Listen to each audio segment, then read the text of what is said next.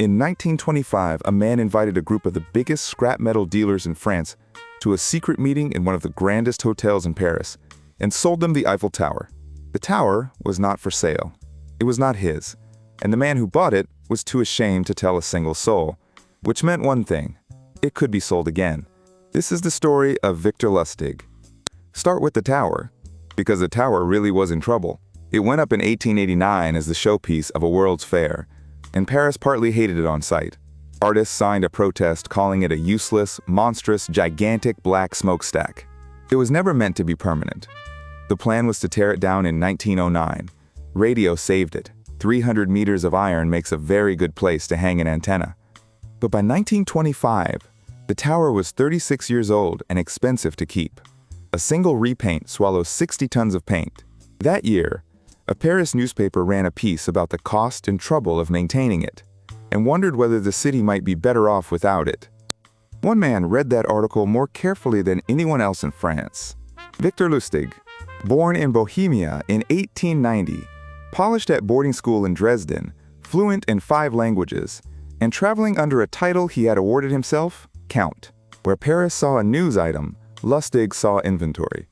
He hired a forger to produce official government stationery and promoted himself to Deputy Director General of the Ministry of Posts and Telegraphs. Letters went out to a handful of scrap metal dealers. A matter of state, strictly confidential, please come to a private suite. There, the Deputy Director General explained that the Republic could no longer afford its tower. It would be sold for scrap, more than 7,000 tons of iron, but the public would riot if they knew. So, sealed bids, gentlemen. Absolute discretion.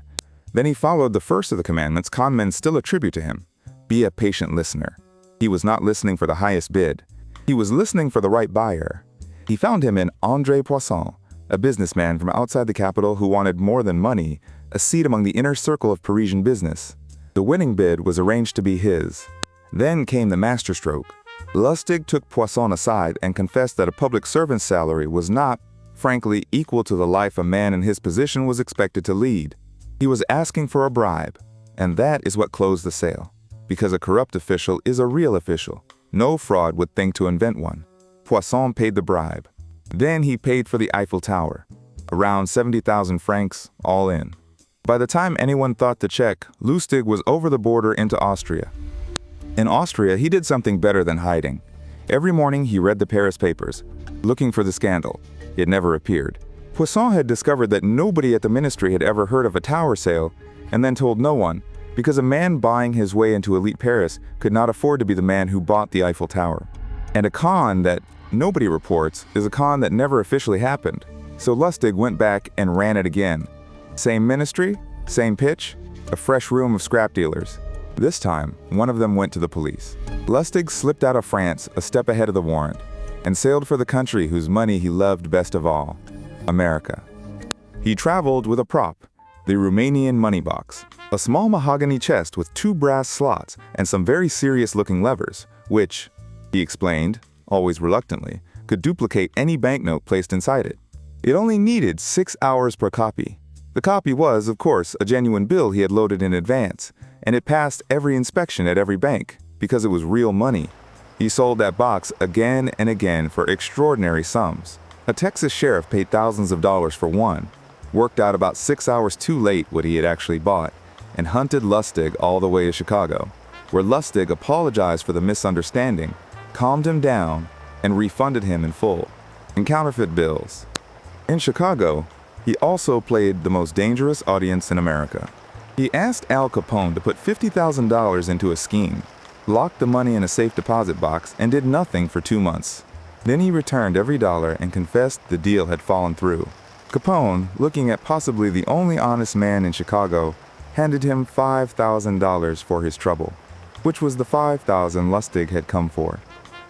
The small cons funded a big one. In 1930, with a pharmacist named William Watts, Lustig went industrial, engraved plates, and thousands of counterfeit dollars flowing into circulation every month for 5 years. Agents came to call the notes Lustig money. What ended it was not detective work. It was jealousy. He took up with the younger woman, and his mistress made one anonymous phone call. On the 10th of May, 1935, federal agents closed around him on a New York street. And his pocket was a key to a locker in the Times Square subway station. Inside, 51,000 counterfeit dollars and the plates that printed them. He had one exit left. That September, he faked an illness at the Federal House of Detention, went out of a window on a rope, and disappeared into Manhattan in broad daylight. 27 days later, they took him in Pittsburgh. A judge gave him 15 years plus 5 for the window and sent him to Alcatraz.